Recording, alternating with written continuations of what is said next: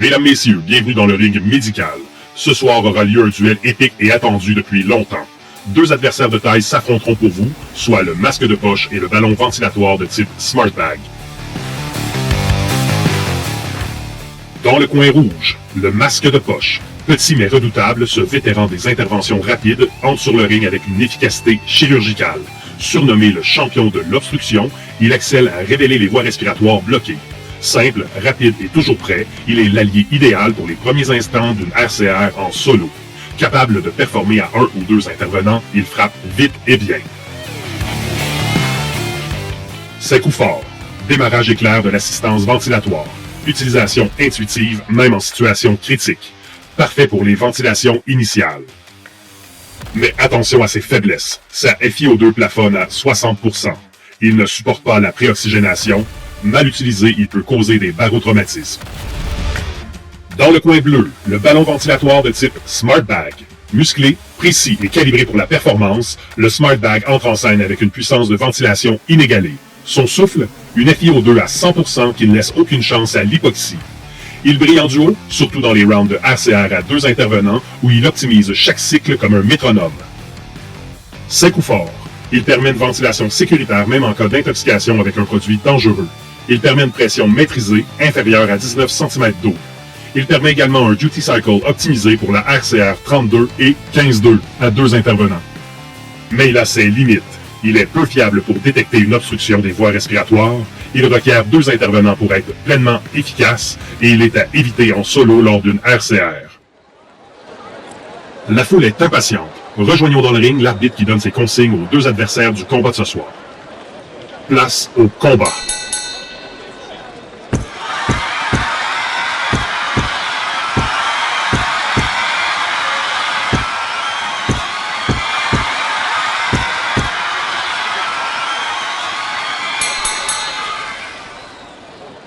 Nous venons d'assister à tout un combat, mais qui sera notre champion?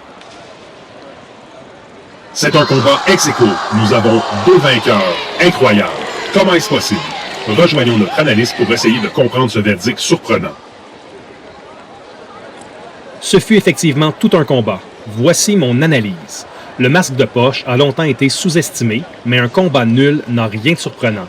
Les forces de l'un sont souvent les faiblesses de l'autre, et ces différences ne devraient pas mener à une opposition, mais plutôt à une complémentarité.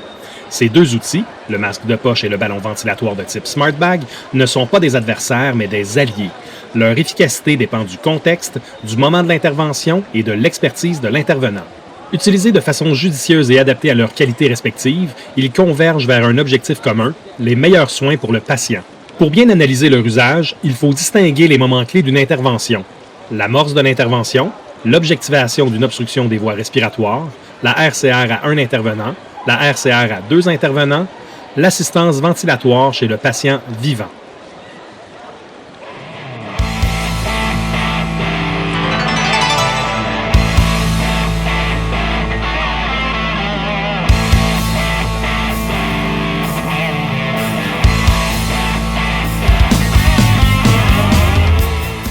La rapidité de mise en place et l'adaptabilité du masque de poche en font l'outil le plus fiable et efficace pour amorcer une intervention. Sa polyvalence permet de répondre aux besoins de diverses clientèles, évitant ainsi de perdre un temps précieux à chercher un autre dispositif. Doté d'une valve unidirectionnelle et d'un filtre intégré, il offre une protection adéquate à l'intervenant. Il est également possible d'ajouter un filtre HEPA pour renforcer la sécurité. Cependant, le masque de poche ne doit pas être utilisé en cas d'intoxication par un produit dangereux ou lorsqu'il existe un risque de transmission infectieuse par micro-gouttelettes.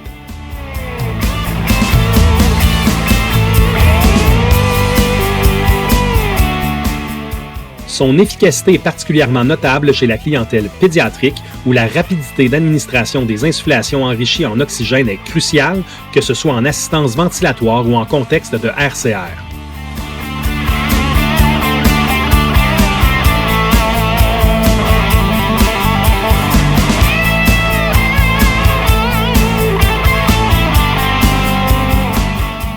Bien que le modèle standard de masque de poche convienne à la majorité des patients, des versions pédiatriques sont disponibles. Celles-ci sont souvent dépourvues de pores d'oxygène, mais il est facile d'y remédier en ajoutant un adaptateur compatible.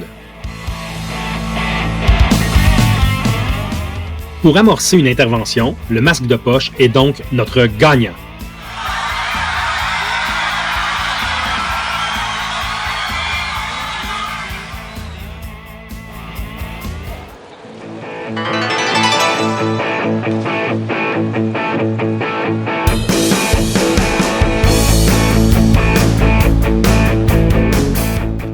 Bien qu'elle aurait pu être abordée dans l'amorce de l'intervention, l'importance clinique de l'objectivation d'une obstruction des voies respiratoires justifie qu'elle soit traitée séparément. Le masque de poche demeure l'outil de référence pour objectiver une obstruction des voies respiratoires. Il devrait être privilégié par le paramédic, sauf en présence de circonstances particulières.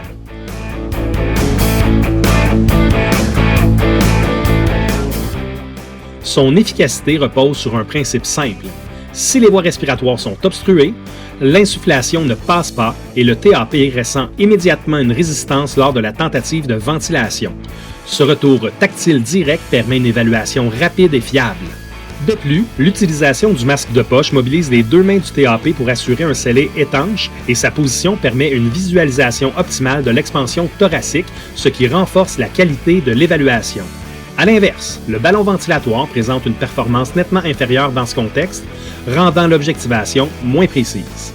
Il convient de rappeler que l'utilisation du masque de poche exige une libération adéquate des voies respiratoires par basculement de la tête et soulèvement du menton. Rappelons également que le scellé doit être réalisé avec la technique du double CE ou celle du double TE.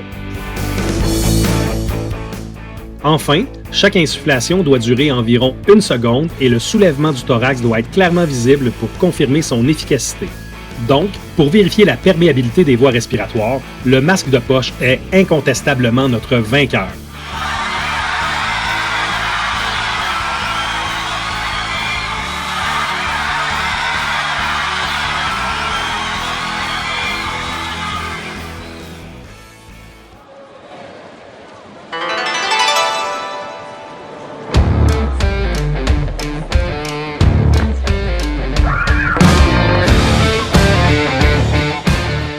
En situation de réanimation cardio-respiratoire à un seul intervenant, le masque de poche offre une performance nettement supérieure à celle du ballon ventilatoire.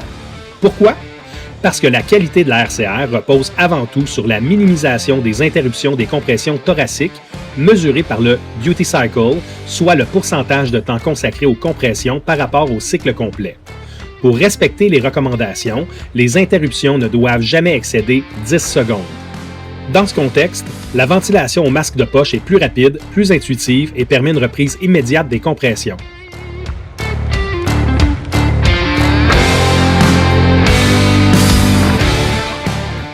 À l'inverse, l'utilisation du ballon ventilatoire par un seul intervenant est complexe et chronophage. Il faut en moyenne jusqu'à 16 secondes à un paramédic pour atteindre une ventilation efficace avec ce dispositif lors d'un arrêt cardio-respiratoire. Ce délai compromet directement le duty cycle et par conséquent la perfusion cérébrale et coronaire.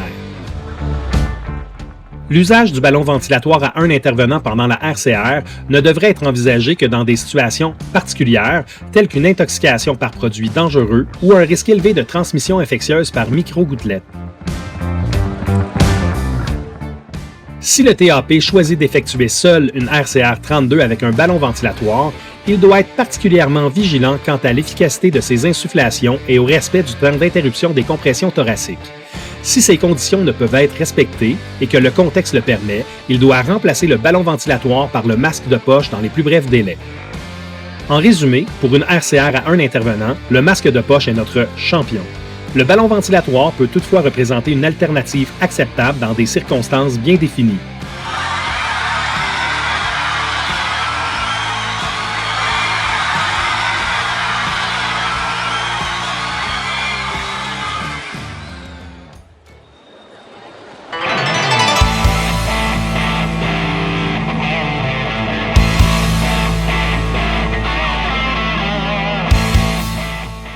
En situation de RCR à 2 intervenants, le ballon ventilatoire de type SmartBag s'impose comme l'outil le plus performant.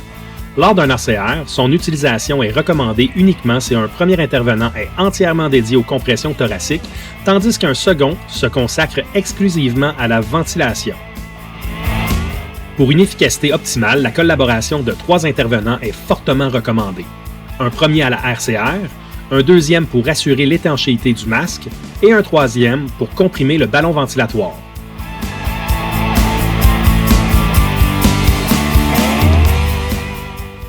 Utilisé en travail d'équipe, le ballon ventilatoire permet non seulement d'atteindre une FiO2 de 100%, mais aussi d'optimiser le duty cycle en réduisant les interruptions des compressions. Chaque membre de l'équipe contribue à maintenir la fluidité et la qualité de la réanimation.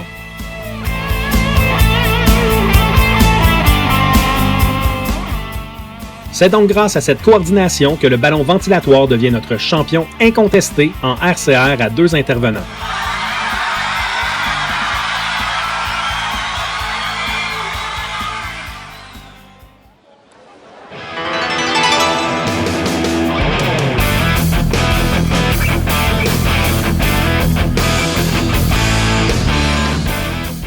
Lorsqu'il s'agit d'assistance ventilatoire chez le patient vivant, le ballon ventilatoire de type SmartBag surpasse le masque de poche grâce à sa capacité à fournir une FiO2 de 100%, essentielle pour optimiser l'oxygénation. Dans ce contexte, bien que son utilisation soit tout à fait acceptable par un seul intervenant, le recours au travail d'équipe améliore significativement sa performance. En répartissant les tâches, étanchéité du masque, compression du ballon, surveillance du patient, l'efficacité de la ventilation est renforcée et l'ergonomie de l'intervention est grandement facilitée.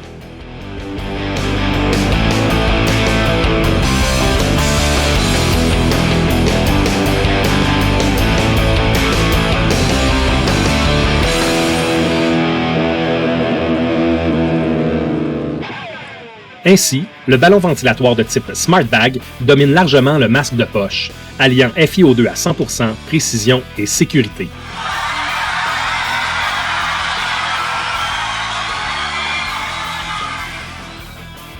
Bien qu'il triomphe du masque de poche, le ballon ventilatoire n'est pas le champion incontesté pour l'assistance ventilatoire chez le patient vivant.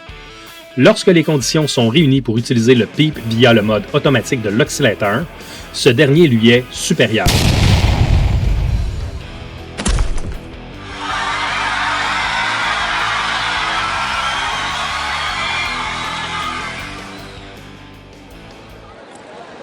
Pour conclure, l'analyse du combat de ce soir démontre que le masque de poche et le ballon ventilatoire de type SmartBag ne sont pas des adversaires, mais des alliés complémentaires au service du patient.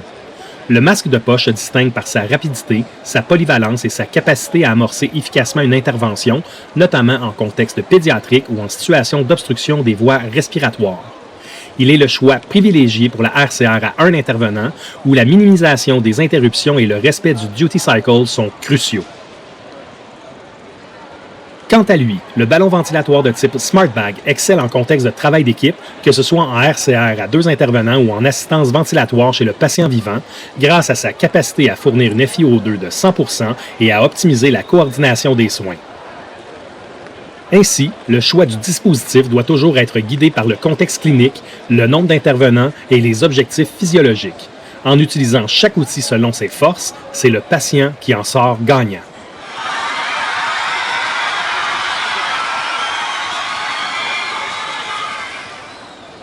Si le patient est notre grand vainqueur, le masque de poche mérite une mention spéciale. Il a clairement démontré que ses qualités font de lui un combattant qui ne doit pas être sous-estimé.